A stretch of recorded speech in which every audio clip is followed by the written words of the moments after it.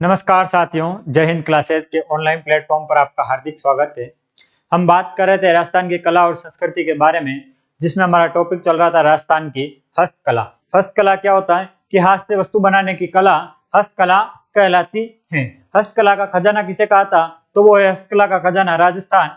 इसका केंद्र कहाँ है? तो बोरनारा, जोधपुर। और इसका तीर्थ कहाँ है? जयपुर में। हस्तकला को संरक्षण कौन प्रदान करता है? राजसी को, जिसकी स्थापना 3 जून 1961 में जयपुर में की गई थी। सरकार हस्तकला से बनी वस्तुओं को बाजार में किस नाम से विपणित करती है या बेचती है? तो वो करती है राजस्थली, जो इसका एक ब्रांड नाम भी अपन बोल सकते हैं।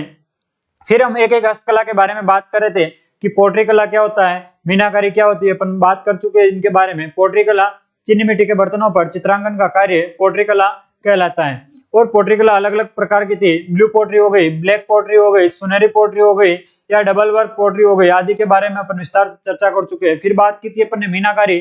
तो मीनाकारी क्या होता है? जयपुर की प्रसिद्ध है और आभूषणों को रंग भराई का कार्य किया जाता है अधिक आकर्षक दिखाने के लिए, वो होती है मीनाकारी। मीनाकारी अलग अलग थी।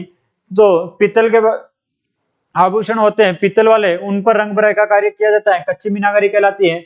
चांदी के आभूषणों पर रंग भराई का कार्य किया जाता है, पक्की मीनाकारी कहलाती है। एक होते हैं तांबे, तांबे की मीनाकारी, जो कहाँ की प्रसिद्ध है?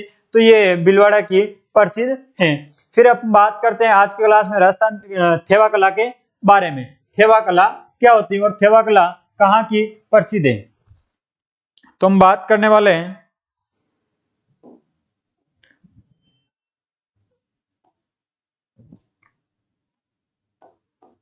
राजस्थान की हस्तकला। और हस्तकला में आज हमारा टॉपिक रहने वाला है थेवा कला। थेवा कला, थेवा कला कहाँ की प्रसिद्ध है साथियों? तो ये है प्रतापगढ़ की प्रसिद्ध, प्रतापगढ़ की प्रसिद्ध। एक बार बात कर लेते हैं थेवा कला कि थेवा कला होता क्या है कि हरे रंग के बेल्जियम का कांच होता है, जो बेल्जियम से आयात होता है, उस पर सोने की नक्काशी का कार्य क्या कहलाता है? थेवा कला कहलाता है। थेवा कला का जनक किसे बोलते हैं? तो बोलते हैं नाथूजी सोनी को। किसे बोला जाता है? नाथूजी सोनी को थेवा कला का जनक बोला जाता है। और प्रतापगढ़ के शासक कौन है? सावन सिंह, जिनके काल में थेवा कला का प्रारंभ हुआ। और सावन सिंह जी ने नाथूजी परिवार को, यह नाथूजी सोनी के परिवार को राज सोनी की उपाधि दी थी। कौन सी उपाधि थी? राज सोनी की उपाधि। और इन्हीं के एक सदस्य हुए हैं महेश सोनी, जिन्होंने वर्ष 2015 में थेवा कला के लिए पद्मश्री प्राप्त किया है। किसे पद्मश्री से सम्मानित किसे किया है? महेश सोनी को। थेवा कला पर नवंबर 2002 में 5 रुपए का डाक टिकट जारी किया था और थेवा कला के लिए जीआई टैग भी मिला हुआ है। तो हम इन बात को नोट करते हैं। थेवा कला क्या होता है कि हरे रंग के, अभी आपको फोटो भी बताएंगे इसका, हरे रंग के कांच पर, हरा रंग का कांच बेल्जियम का कांच कहते हैं, जिसे हम बेल्जियम कांच पर सोने की नक्काशी का कार्य, नक्काशी का कार्य क्या कहलाता है? तो यह कहलाता है थेवा कला। फिर आगे हम बात करें कि इसका जनक कौन है। जनक, तो इसके जनक हैं नाथूजी सोनी। नाथूजी सोनी कौन से शासक के काल में प्रारंभ हुई ये? तो बात करते हैं प्रतापगढ़ के शासक, प्रतापगढ़ के शासक, प्रतापगढ़ के शासक सावंत सिंह के काल में, सावंत सिंह के काल में प्रारंभ। किसके काल में? सावन सिंह के काल में प्रारंभ। तथा इन्होंने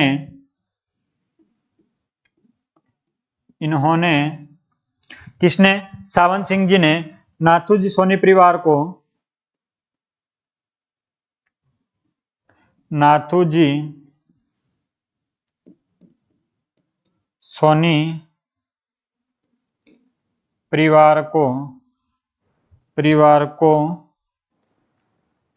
राज सोनी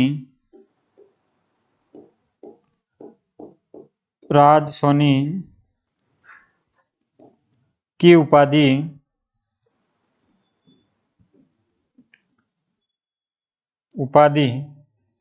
दी। आगे बात करें हम कि कौन सी उपाधि थी, राज सोनी की उपाधि दी गई थी।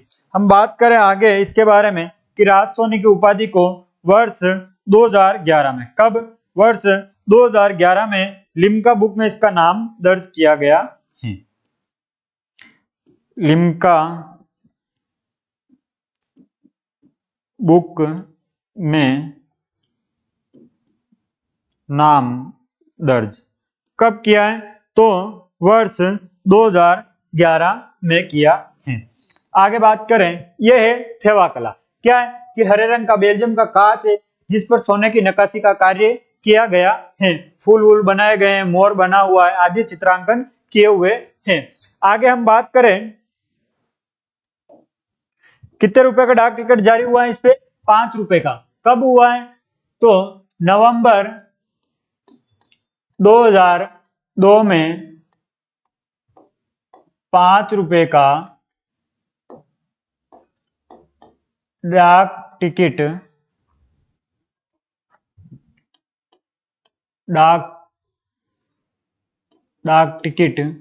जारी हुआ है। फिर आगे अपन ने बात की थी महेश सोनी, किसके बारे में, महेश सोनी, जिनको वर्ष 2015 में थेवा कला के लिए पद्मश्री से सम्मानित किया गया है। 2015 से 15 में पद्मश्री से सम्मानित किया गया है। हम बात करें कि अगर यह हरे रंग का कांच प्रयोग में नहीं लिया जाता है और हरे के अलावा कोई दूसरे रंग का कांच प्रयोग में लेते हैं तो उसको क्या बोलेंगे, आला थेवा। क्या बोला जाता है उसको, आला थेवा कहा जाता है। बात करें हम आला थेवा, आला थेवा, और आला थेवा क्या होती है, हरे रंग के अलावा,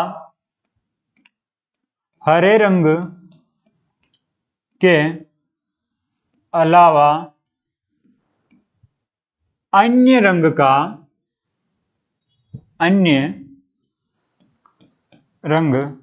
का कांच प्रयुक्त।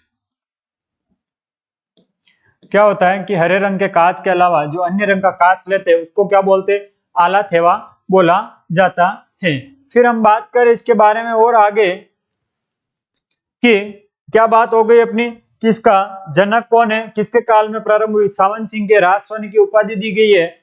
फिर हम बात करें इसके नवंबर 2000 में 5 टिकट, इसको जीआई टैग भी मिला हुआ है। महेश सोनी 2015 में पद्मश्री। आला थेवा, इसके हरे रंग के अलावा अन्य रंग का कांच होता है उसको बोलते हैं आला थेवा। फिर बात करें कि थेवा कला का प्रशिक्षण संस्थान कहाँ है, तो वो है प्रतापगढ़ में, जिसकी स्थापना कब हुई, तो वर्ष 2004 में। थेवा कला प्रशिक्षण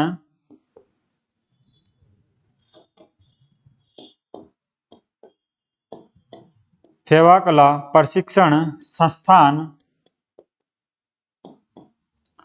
और ये कहाँ है, तो ये है प्रतापगढ़ में। प्रतापगढ़ स्थापना कब हुई, तो वर्ष 2004 में इसकी स्थापना की गई थी। हम बात करते हैं अब नेक्स्ट कला के बारे में, और वो है अपनी उस्ता कला। उस्ता कला क्या होता है कि ऊंट की खाल पर सोने की नक्काशी का कार्य किया जाता है, उसको बोलते हैं अपन उस्ता कला। ये देखो ऊंट है बैठा हुआ है, उसकी जो ऊपर खाल है उस पर कोई चित्रांकन कर रहे हैं ये व्यक्ति, तो ये क्या है, उस्ता कला। हम बात कर रहे हैं उस्ता कला, और उस्ता कला कहाँ की प्रसिद्ध है, तो उस्ता कला है बीकानेर की प्रसिद्ध। उस्ता कला, और उस्ता कला कहाँ की प्रसिद्ध है? तो ये है बीकानेर की प्रसिद्ध। इसमें क्या होता है कि ऊंट की खाल पर सोने की नक्काशी का कार्य किया जाता है। ऊंट की खाल पर, ऊंट की खाल पर सोने की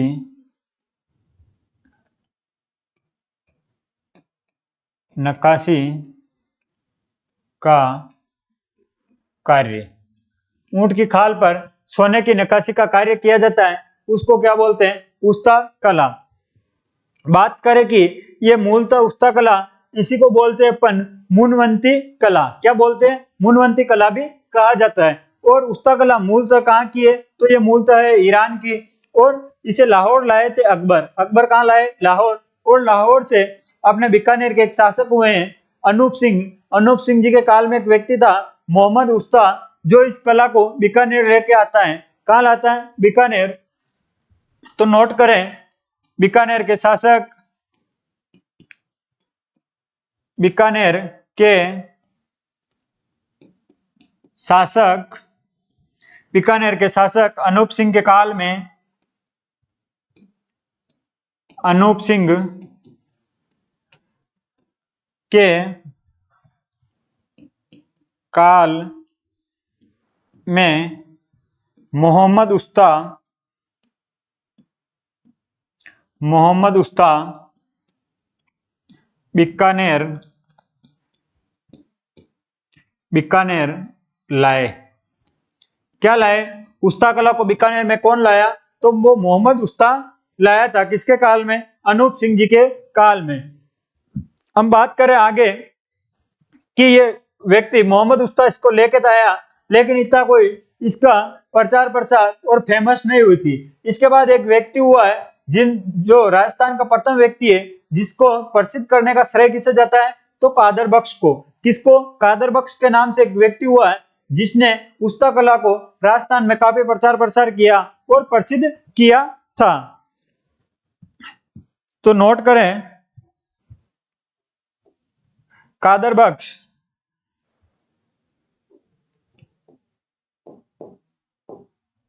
कादर बख्श। और कादर बख्श क्या है?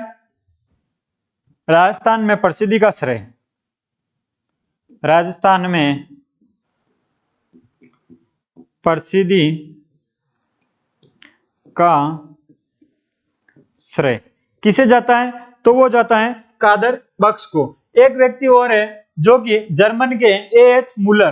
क्या नाम है? एएच मुलर, जो कि जर्मन के या विदेशी कलाकार हैं। किसके? उस्ता कला के। इनको अंतरराष्ट्रीय स्तर पर प्रसिद्ध किसने किया इस कला को? तो वो किया था एएच मुलर ने। हम बात करें और आगे कि इसका प्रसिद्ध कलाकार कौन है? तो वो है हिसामुद्दीन उस्ता। कौन है? हिसामुद्दीन उस्ता। और आगे बात करें इसमें कि एक व्यक्ति हुए यहाँ के इलाई बख्श। कौन है? इलाई बख्श, जिन्होंने गंगा बीकानेर के राजा या बीकानेर के शासक गंगा सिंह का चित्र ऊंट की खाल पर बनाया था। तो हम आगे बात करने वाले हैं, पहले बात करते हैं एएच मुलर। एएच मुलर, एएच मुलर कौन है? तो ये है विदेशी कलाकार, विदेशी कलाकार। फिर आगे बात करें अंतरराष्ट्रीय स्तर पर, अंतरराष्ट्रीय स्तर पर प्रसिद्ध, अंतरराष्ट्रीय स्तर पर इसको प्रसिद्ध किसने किया? तो वो किया था एएच मुलर ने। फिर हम बात करें हिसामुद्दीन उस्ता। कौन है? हिसामुद्दीन उस्ता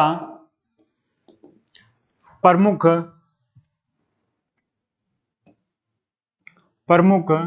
कलाकार,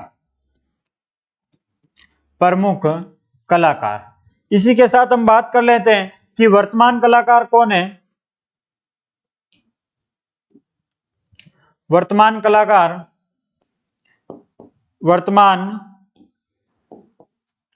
कलाकार, और वर्तमान कलाकार कौन है? तो वर्तमान कलाकार है हनीफ उस्ता। कौन है? हनीफ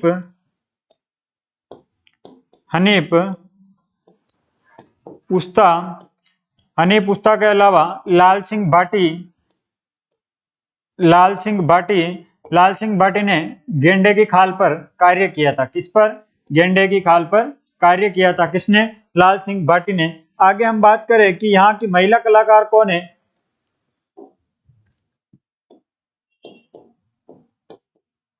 महिला कलाकार, और महिला कलाकार हो जाएगी, एक तो है ज्योति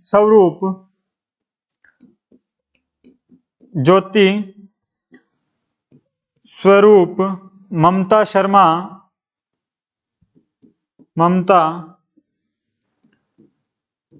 शर्मा। यह बात होती है अपने वर्तमान कलाकार कौन है? हनीफ उस्ता।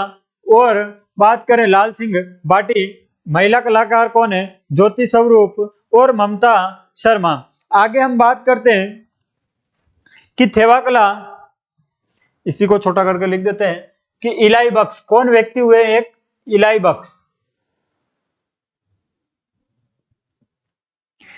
बख्श, जिन्होंने बीकानेर के शासक गंगा सिंह का चित्र, इलाई बख्श ने क्या किया है कि बीकानेर के शासक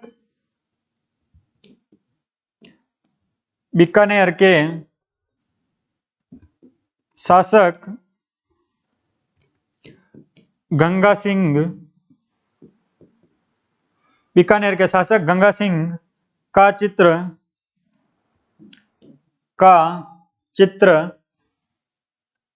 ऊंट की खाल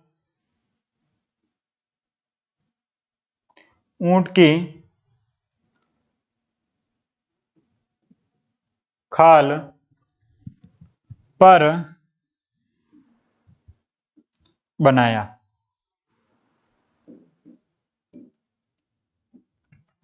बीकानेर के शासक गंगा सिंह का चित्र ऊंट की खाल पर बनाया, और वो किसने बनाया?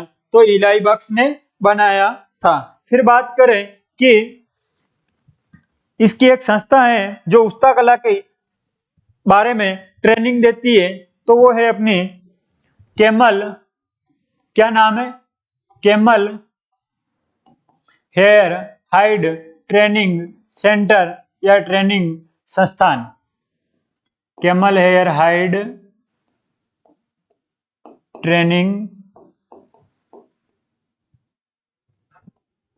संस्था। और ये कहाँ है? ये है बीकानेर में। इसकी स्थापना कब हुई? तो इसकी स्थापना हुई थी 15 अगस्त 1975 में इसकी स्थापना हुई थी। इसका कहाँ है मुख्यालय? तो ये है बीकानेर में। कहाँ है? तो बीकानेर में। यह होती है अपने उस्ता कला के बारे में बात कि उस्ता कला में अपन ने क्या देखा कि बीकानेर की प्रसिद्ध ऊंट की खाल पर सोने की नक्काशी का कार्य किया जाता है। किसके काल में आई? तो अनूप सिंह के। कौन लाया? मोहम्मद उस्ता। मूलतः कहाँ की है? तो मूलतः ईरान की है। लाहौर कौन लाए? अकबर लाए थे। और कादर बख्श राजस्थान में प्रसिद्धि का श्रेय किसे जाता है? कादर बख्श को। फिर बात करें एएच मुल्लर, विदेशी कलाकार है, अंतरराष्ट्रीय स्तर पर प्रसिद्धि। हिसामुद्दीन उस्ता इसके मुख्य या प्रसिद्ध कलाकार कौन है? हिसामुद्दीन उस्ता। और बात करें वर्तमान कलाकार हनीफ उस्ता, लाल सिंह भाटी। महिला कलाकार कौन है? ज्योति स्वरूप और ममता शर्मा। इलाई बख्श, जिन्होंने बीकानेर के शासक गंगा सिंह का चित्र कहाँ बनाया? ऊंट की खाल पर बनाया। इसका एक प्रशिक्षण केंद्र या ट्रेनिंग सेंटर कहाँ है? तो वो है बीकानेर में। स्थापना कब हुई? तो 15 अगस्त 1975 में। नेक्स्ट हम बात करते हैं अब कोप्ता गिरी। किसके बारे में? कोप्ता गिरी। कोप्ता गिरी। और कोप्ता गिरी कहाँ की प्रसिद्ध है? तो ये है जयपुर की। और जयपुर ऑप्शन में नहीं आता है तो अलवर की प्रसिद्ध है। कहाँ की? अलवर की। जयपुर, और जयपुर के अलावा है अलवर की। अलवर की प्रसिद्ध है। इसमें क्या होता है कि जो फौलादी वस्तु होती है, जैसे ये तलवार हो गई, छोटे चक्कू हो गए, बड़े चक्कू हो गए, इनके बारी जो इनके पीछे का जो हत्था होता है उस पर ये चित्र बनाए जाते हैं, उस पर उसको बोलते हैं अपन कोप्तगिरी। ये अलग होती है। कोप्तगिरी में क्या होता है कि तार से बनाए जाते हैं, फौलाद की वस्तुओं पर धातु से बनाए जाते हैं, और धातु से जो चित्र बनते हैं वो होते हैं कोप्तगिरी। और इसके सेम ऐसी एक और है जिसमें खोद कर चित्र बनाए जाते हैं। इनको खोद कर उससे चित्र बनते हैं और उसमें जो धातु भर दी जाती है तो उसको बोलते हैं तहनिशा। और तहनिशा कहाँ की प्रसिद्ध है? तो तहनिशा है उदयपुर की। साथ में बात कर लेते हैं इसकी तहनिशा, और तहनिशा है उदयपुर की। इसमें क्या होता है कि फौलादी वस्तुओं पर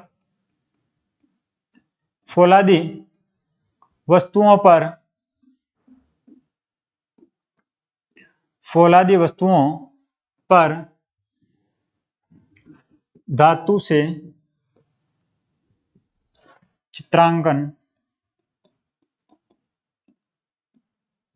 का कार्य। इसमें क्या होता है कि फौलादी वस्तुओं पर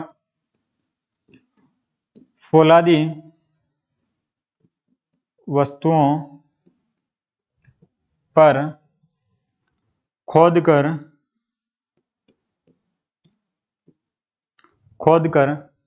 धातु का कार्य। फौलादी वस्तुओं पर खोदकर धातु का कार्य वो होता है अपना तहनिशा। और तहनिशा कहाँ का प्रसिद्ध है? तो तहनिशा है तहनिशा उदयपुर का प्रसिद्ध है। और कोप्तागिरी कहाँ की प्रसिद्ध है? जयपुर और अलवर की प्रसिद्ध है। आगे हम छोटी और है, एक है अपनी कुंदनगिरी। कौन सी कला है? कुंदनगिरी।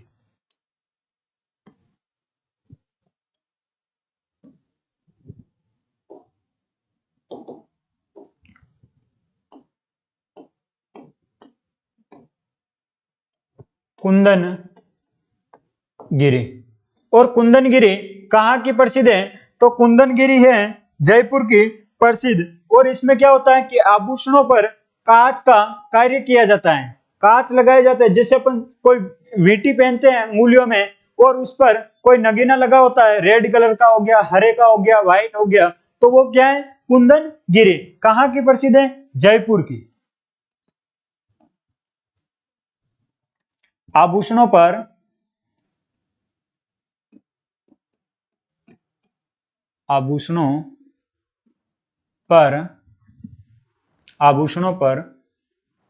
कांच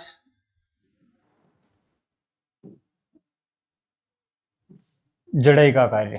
कांच जड़ाई का कार्य क्या होता है? कुंदनगिरी। जो अपन हाथ में वीटी हो गई या कोई और महिलाएं जो आभूषण पहनती है उन पर किसी कांच का नगीना लगा होता है या कांच से कुछ और डिजाइन बनी होती है, उस पर कांच लगा होता है, तो वो क्या होता है? कुंदनगिरी। कहाँ की प्रसिद्ध है? जयपुर की प्रसिद्ध है। आगे हम बात करते हैं बरक का कार्य। किसका कार्य?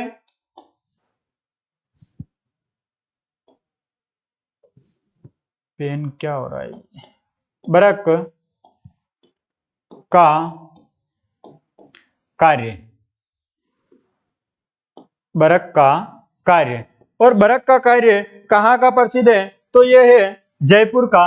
और बरक का कार्य होता क्या है कि जो चांदी के तार होते हैं उनको मरत हिरण, अपन किसी मिठाई की दुकान पे जाते हैं और वहां मिठाई पड़ी होती है, तो मिठाई के ऊपर एक चांदी सी परत चढ़ी होती है, तो अपन को क्या? मिठाई आकर्षित दिखाई देती है। तो मिठाइयों को आकर्षित दिखाने के लिए किसका कार्य किया जाता है? बरक का कार्य किया जाता है। और इसमें क्या होता है कि जो चांदी के तार होते हैं उनको मरत हिरण की खाल में लपेटकर एक विशेष गोल तैयार कर लिया जाता है और वो गोल उस मिठाई पर चढ़ाया जाता है और उसकी डिजाइन बना ली जाती है, तो अपन को वो मिठाई काफी आकर्षित दिखाई देती है। तो बरक का कार्य प्रसिद्ध कहाँ का है? तो यह है जयपुर का। कहाँ का है? जयपुर का। इसमें क्या होता है कि चांदी के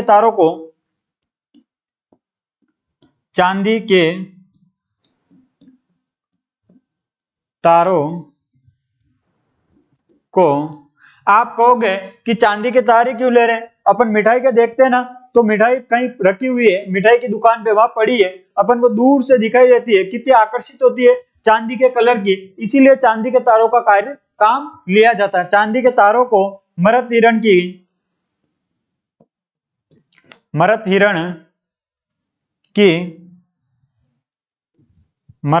की खाल में लपेटकर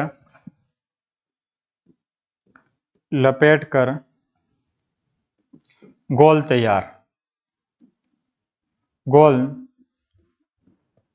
तैयार करते हैं तथा मिठाइयों पर चढ़ाया जाता है,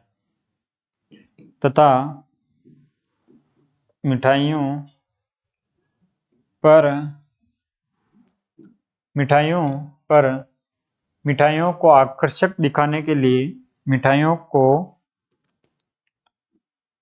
आकर्षक बनाने या दिखाने के लिए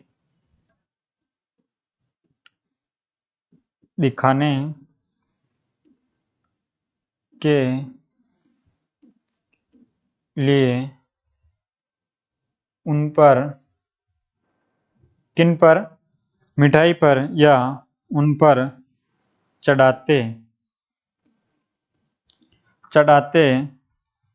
हैं, तो वो क्या कहलाता है, वर्क का कार्य कहलाता है। आगे हम बात करें, इसी से मिलता जुलता एक और है, वर्क का कार्य। किसका कार्य, वर्क का कार्य। और वर्क का कार्य कहाँ का प्रसिद्ध है, तो यह है शेखावाटी का। कहाँ का, शेखावाटी। अगर शेखावाटी ऑप्शन में नहीं है तो अपना जयपुर तो है ही है, जयपुर का प्रसिद्ध है। वर्क का कार्य क्या होता है कि कपड़े को आकर्षक दिखाने के लिए कपड़े पर कपड़ा काट कर लगाते हैं और कोई डिजाइन बनाते हैं उस कपड़े से, तो वो क्या होता है, अपना वर्क का कार्य कहलाता है। कपड़े पर कपड़ा लगाना, कपड़े पर कपड़ा लगाकर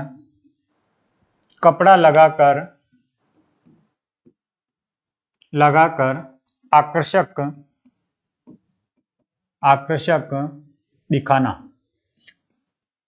क्या होता है दिखाना, तो वो क्या होता है, अपना वर्क का कार्य। आगे हम बात करें एक छोटी सी और इसी में, इससे मिलता जुलता, मिरर का कार्य। मिरर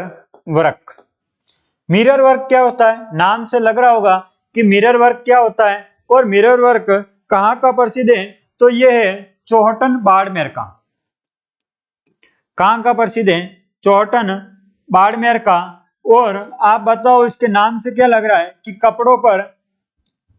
कपड़े के ऊपर कांच जड़ने का कार्य। कोई कपड़ा है, जैसे महिलाओं के कपड़े होते हैं, उन पर छोटे छोटे कांच लगे होते हैं जो कि काफी आकर्षक बनाते हैं उस कपड़े को, तो वो होता है अपना मिरर का कार्य। कपड़ों पर कांच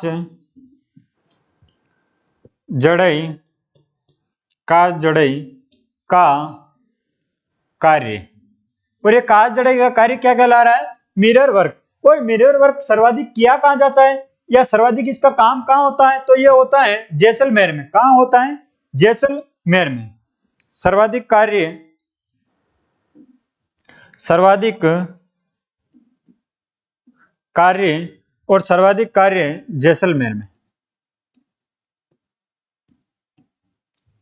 जैसलमेर में।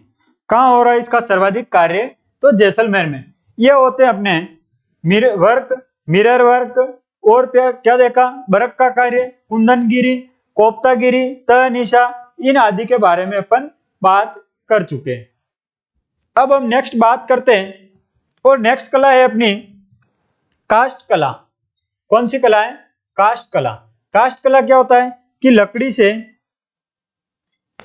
लकड़ी से कोई खिलौने हो गए, किसी भी प्रकार का कोई आइटम हो गया, वो बनाना क्या कहलाता है, काष्ठ कला कहलाता है।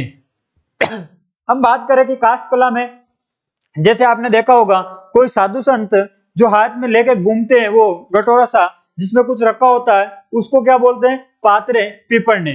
फिर अपन अभी तो नहीं निकालते, हालांकि अभी तिलक निकालने के लिए हर किसी में ले लेते हैं अपन कटोरी वटोरी में। पुराने जमाने में या पहले, अभी भी कहीं कहीं जगह तो होता है कि जो तिलक निकालने के लिए जो बर्तन होता है वो क्या होता है? चोपड़ा, जो कि अलग अलग डिजाइन का, कोई बतख का हो गया, मोर डिजाइन का हो गया, आदि का बना होता है, और वो लकड़ी का बना होता है, वो क्या कहलाता है? चोपड़ा। बाजोट हो गया, तो ये आदि लकड़ी के बने होते हैं। जैसे ये अपने अभी आधुनिक जमाने में देखें तो अपन को छल्ला है, चाबी के किसी भगवान का नाम है लकड़ी में लिखा हुआ, या ऐसा होता है जिस पर घर पर अपन कुंची लगाने या चाबी लगाने के लिए आता है, तो वो क्या होता है? लकड़ी का बना, और वो क्या कहलाता है? काष्ठ कला में आता है। हम बात कर रहे हैं अब काष्ठ कला। काष्ठ कला और काष्ठ कला, वैसे तो अपन देखा जाए तो अधिकांश बस्सी चित्तौड़गढ़ की प्रसिद्ध है, बस्सी चित्तौड़गढ़ की प्रसिद्ध है। और बस्सी चित्तौड़गढ़ के अलावा कहाँ की प्रसिद्ध है? तो उदयपुर की प्रसिद्ध है। और इसके अलावा कहाँ की है? तो अपन बात करें कि काष्ठ कला बस्सी चित्तौड़गढ़ की प्रसिद्ध है, उसके अलावा बात करें कहाँ की है तो उदयपुर की प्रसिद्ध है। और एक है कोटपुतली, जयपुर की प्रसिद्ध है। और इसमें क्या होता है कि लकड़ी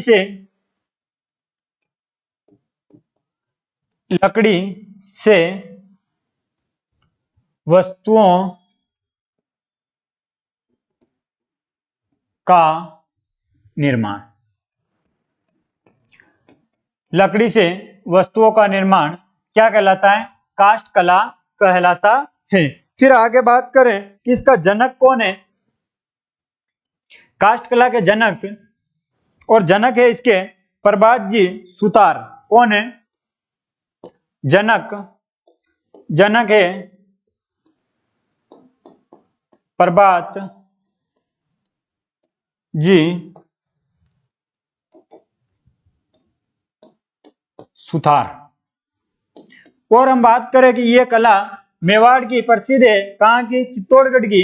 और ये किस शासक के काल में प्रारंभ हुई? तो जगत सिंह के काल में यह प्रारंभ हुई थी। मेवाड़ के शासक जगत सिंह के काल में प्रारंभ, मेवाड़ के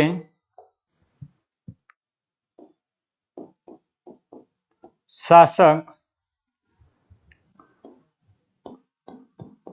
जगत सिंह के काल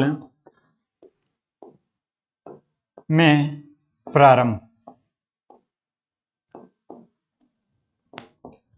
अब हम बात करें आगे कि एक तो बर्तन है अपना पात्रे पिपड़नी। कहाँ का प्रसिद्ध है पात्रे पिपड़नी? तो ये तो है पिपाड़, जोधपुर का। पिपाड़, और पिपाड़ पड़ता है जोधपुर में। कहाँ का प्रसिद्ध है? जोधपुर में। और ये क्या होता है पात्रे पिपड़ने? जो साधु संत होते हैं उनके हाथ में होता है, साधु संतों के जो उपकरण होते हैं उनको अपन जो लकड़ी के बने होते हैं उनको क्या बोलते हैं? पात्रे पिपड़ने। तो इसमें एक बात लिखो कि साधु संतों के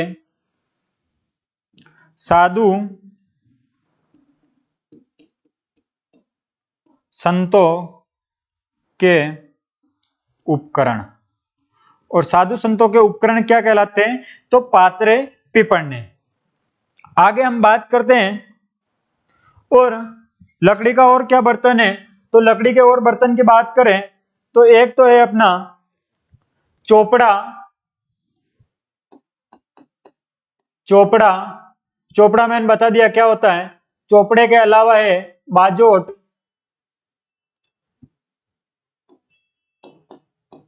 बाजोट, चोपड़ा हो गया, बाजोट हो गया, और क्या है? कठपुतली,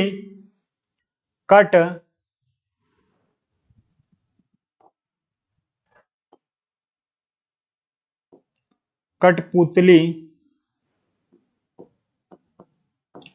कठपुतली। तो चोपड़ा और बाजोट कहाँ के प्रसिद्ध है? तो ये तो है बाड़मेर के। कहाँ के प्रसिद्ध है? बाड़मेर के। कठपुतली कहाँ की प्रसिद्ध है? तो यह है उदयपुर की प्रसिद्ध है। और कठपुतली के बारे में अपन पढ़ चुके हैं। इसका निर्माण कार्य कहाँ का प्रसिद्ध है? तो यह है बस्सी चित्तौड़गढ़ का। बस्सी चित्तौड़ का प्रसिद्ध है। और कहाँ की है? तो यह है कोटपुतली।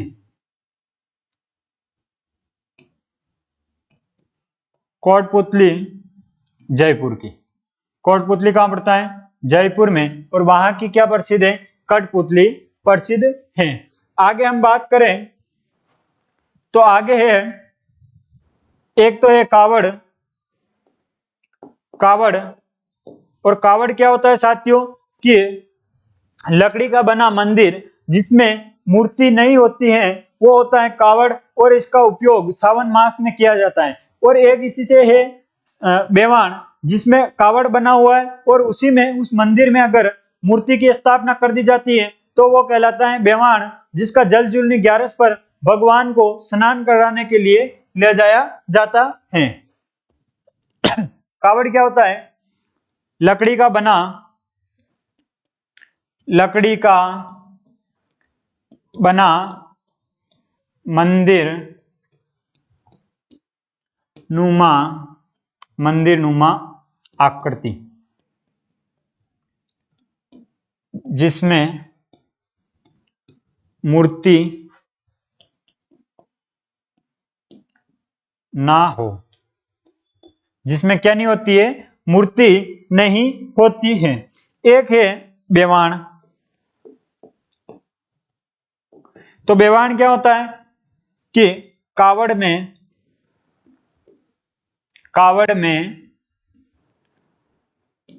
मूर्ति स्थापित करने के बाद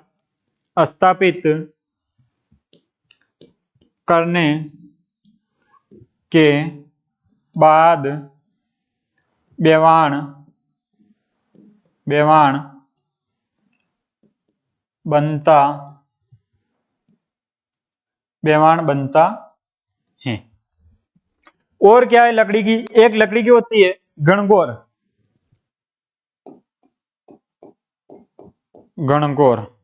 और गणगौर के जनक कौन है? तो वो है प्रभातजी सुतार। गणगौर के जनक कौन है? वो है प्रभातजी सुतार। और काष्ठ कला के जनक कौन है? तो वो भी है प्रभातजी सुतार।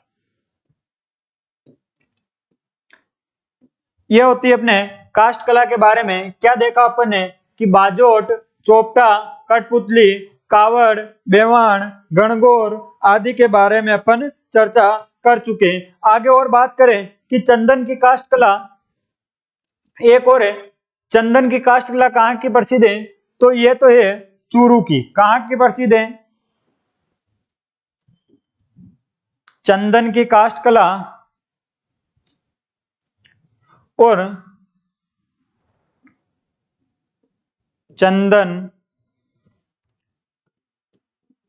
काष्ठ कला और चंदन की काष्ठ कला कहाँ की प्रसिद्ध है? तो ये तो है चूरू की। और एक है लकड़ी की कलात्मक शिल्प के लिए कौन सा गांव प्रसिद्ध है? तो वो है जेठाना अजमेर। कौन सा? लकड़ी पर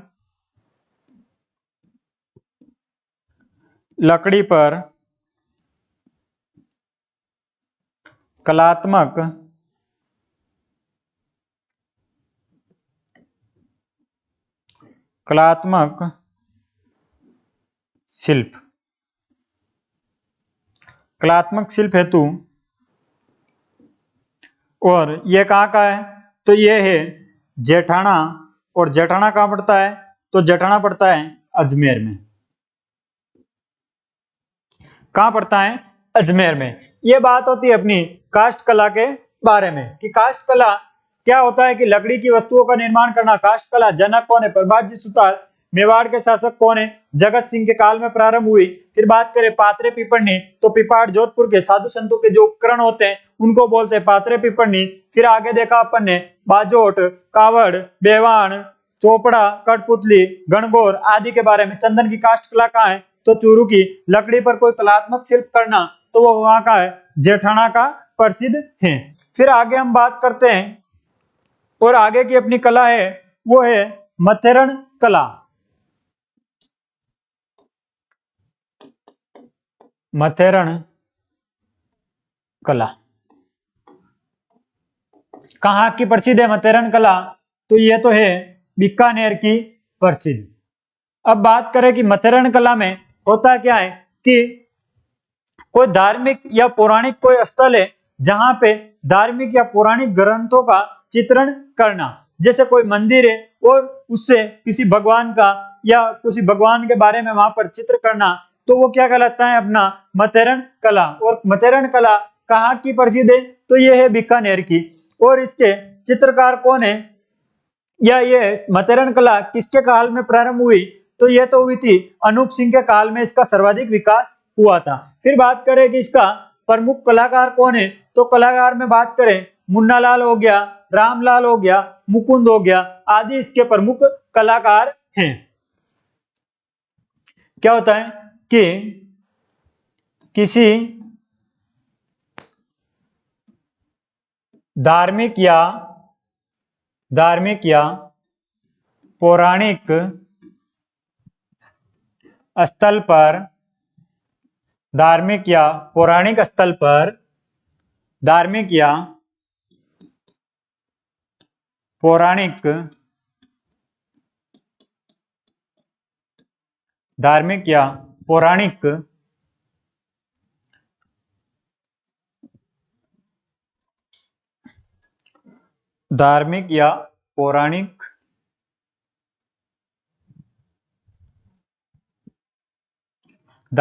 पौराणिक ग्रंथों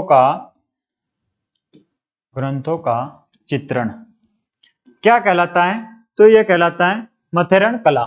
फिर अपन ने बात की कि ये किसके काल में प्रारंभ हुई, तो बीकानेर के शासक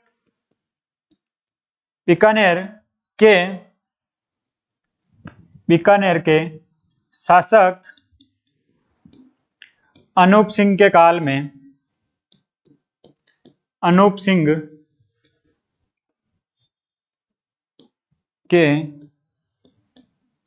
काल में सर्वाधिक विकास किस शासक के काल में हुआ? तो वो हुआ था अपने अनूप सिंह के काल में। फिर बात करें कि इसके प्रमुख कलाकार कौन है? इसके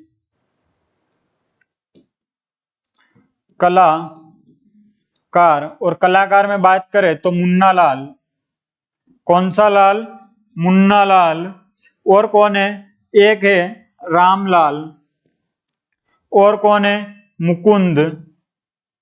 ये इसके कलाकार हैं। क्या कि मथेरण कला क्या होता है कि किसी धार्मिक या पौराणिक स्थल पर धार्मिक या पौराणिक ग्रंथों का चित्रण किया जाता है, तो वो तो होता है अपना मथेरण कला। किसके काल में ये सर्वाधिक विकास हुआ इसका? तो अनूप सिंह के काल में। प्रमुख कलाकार कौन है? तो ये है मुन्नालाल, रामलाल,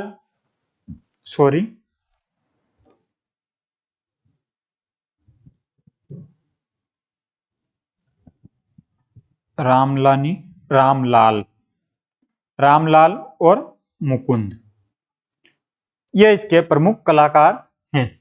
आगे हम बात करते हैं अब उस्ता कला के बारे में। उस्ता कला के बारे में बात कर ली, काष्ठ कला की बात कर ली अपन ने, तो अब बचा है अपने और क्या रह गया?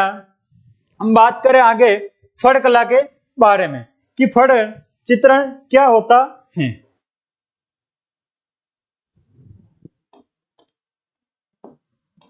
फड़ चित्रण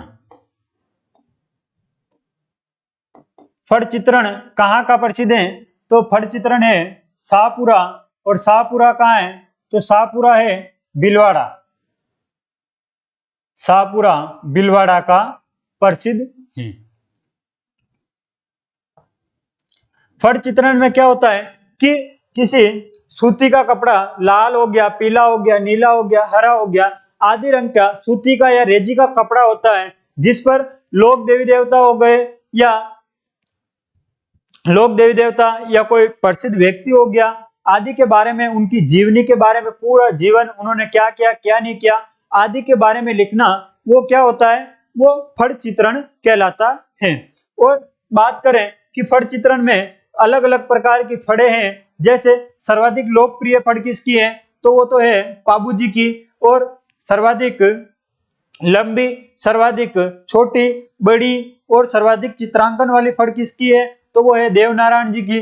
और बात करें अपन बेसासुर की फड़ हो गई, रामदला कृष्णदला की फड़ हो गई, अमिताभ बच्चन की फड़ हो गई आदि, कोरोना की फड़ हो गई आदि फड़े हैं इसमें। फिर अपन बात करें, एक होता है फड़ को ठंडा करना।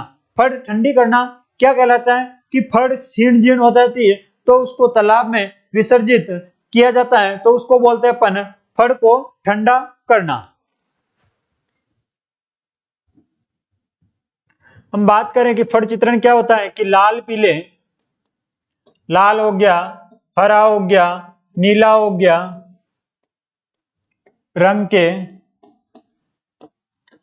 के सूती कपड़ों पर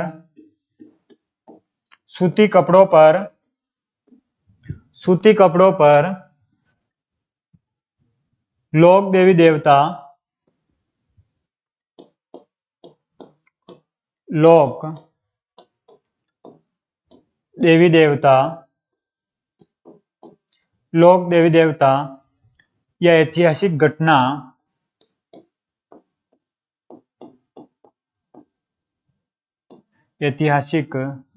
घटना हो गई, या कोई व्यक्ति हो गया, ऐतिहासिक घटना, कोई व्यक्तित्व हो गया किसी का, आदि का या आदि की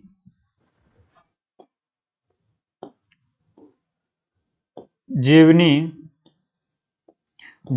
का चित्रण, आदि की जीवनी का चित्रण किया जाता है, वो क्या कहलाता है, फड़ चित्रण कहलाता है। फिर हम बात करें कि इसके प्रमुख कलाकार कौन है, फड़ चित्रण का प्रमुख कलाकार, और कलाकार है, एक तो है श्रीलाल जोशी।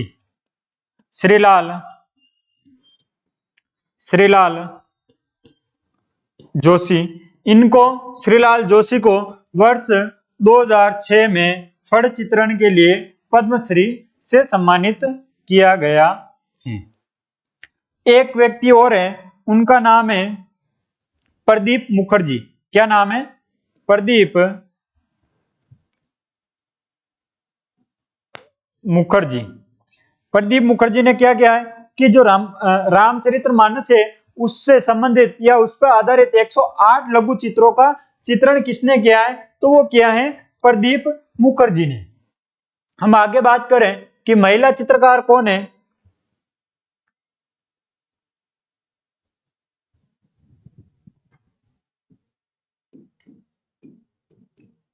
महिला चित्रकार की बात करें, महिला कलाकार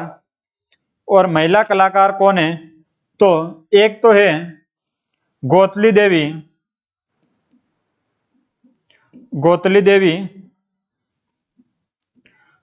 देवी के अलावा और कौन है, तो है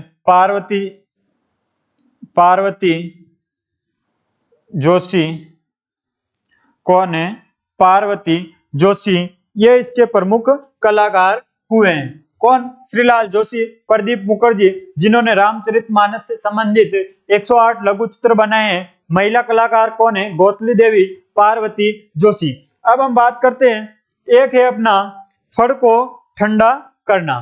क्या है, फड़ को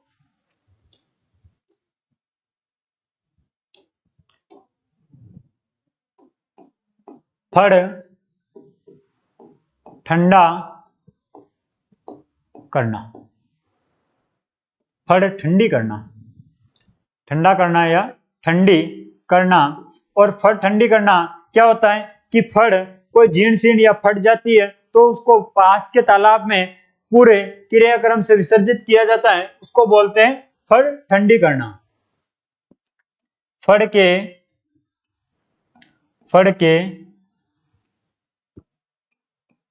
जीर्ण शीर्ण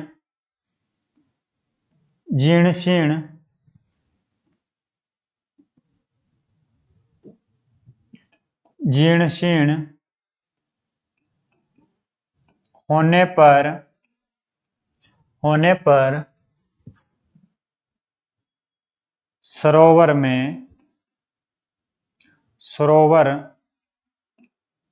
में विसर्जित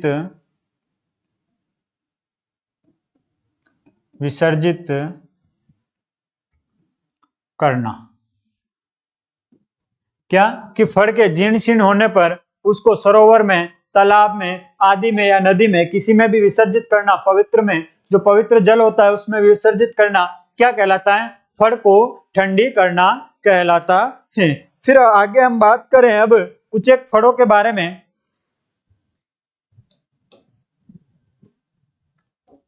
हम पहले बात करते हैं सर्वाधिक लोकप्रिय फड़। सर्वाधिक लोकप्रिय फड़, और वो फड़ किसकी है? तो वो तो है पाबू जी की। किसकी फड़ है? पाबू जी जो लोक देवता हुए हैं उनकी फड़ है, जो कि सर्वाधिक लोकप्रिय फड़ है। फिर बात करें सर्वाधिक लंबी,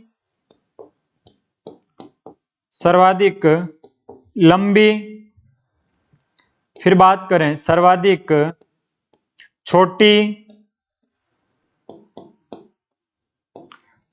छोटी, बड़ी, और क्या है? वह सर्वाधिक चित्रांकन वाली किसकी है? देवनारायण जी की।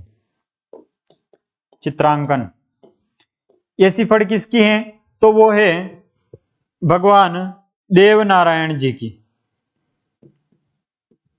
देवनारायण जी की फड़। किनकी फड़ है? देवनारायण जी की फड़। और इस पर 2 सितंबर, कब? 2 सितंबर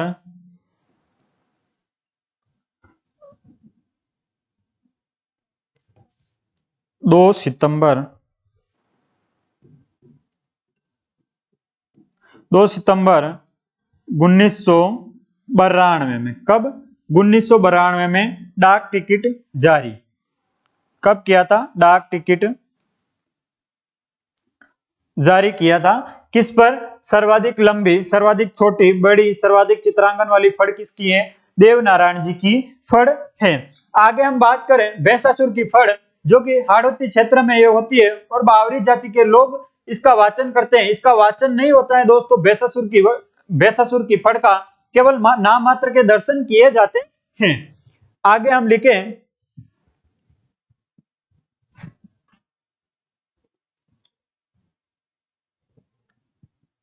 नोट करें भैंसासुर की फड़ का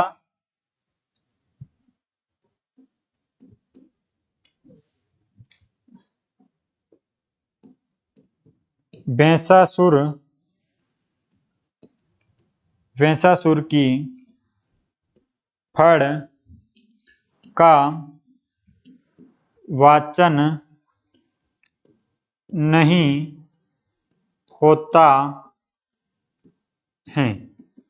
भैंसासुर की फड़ का वाचन नहीं होता है तथा बावरी जाति के लोग हाड़ौती क्षेत्र में, ऐसे लिखो हाड़ौती क्षेत्र में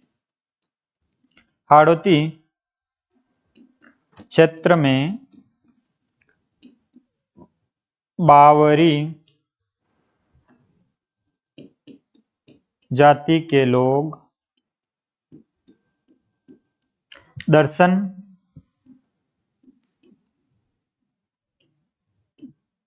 करते हैं।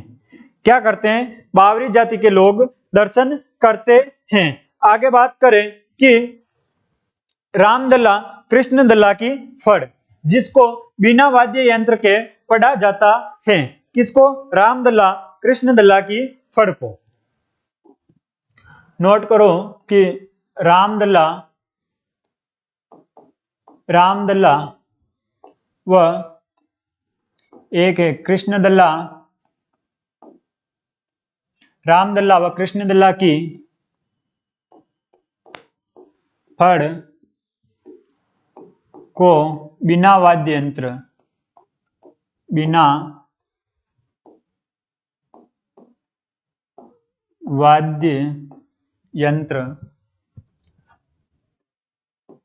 पढ़ी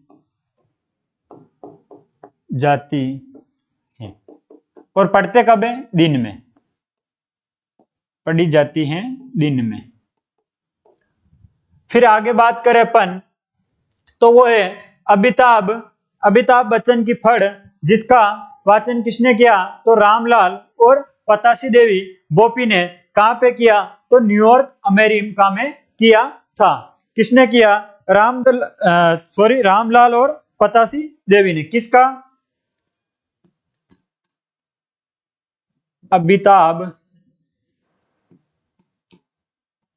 अमिताभ बच्चन की फड़ का वाचन फड़ को न्यूयॉर्क अमेरिका में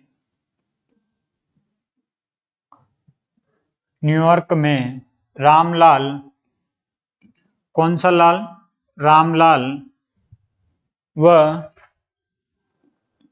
रामलाल व पतासी देवी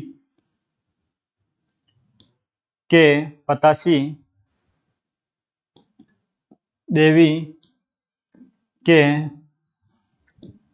द्वारा वाचन किया गया। और बात करें और किसकी फड़ है तो एक है अपने कोरोना की फड़, जो कि वर्ष 2020 में कोरोना काल आया और उसके ऊपर भी कुछ दो जोशी हुए हैं, जोशी ने क्या किया है कि उनकी फड़ लिखी कोरोना की, कि कोरोना काल कैसा हुआ है। तो वो लिखी है, एक तो है कल्याणमल जोशी और एक है अभिषेक जोशी और एक इनका साथी और है विजय जोशी के नाम से, जिन्होंने कोरोना की फड़ लिखी थी। तो हम बात करें कोरोना की फड़,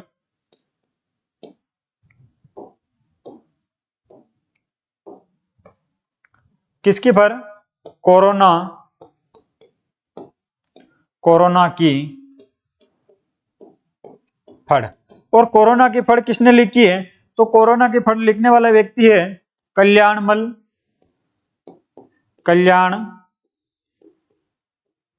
जोशी। और कौन है? तो कल्याणमल जोशी, एक है अभिषेक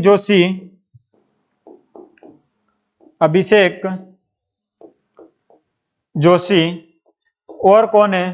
तो एक है विजय जोशी।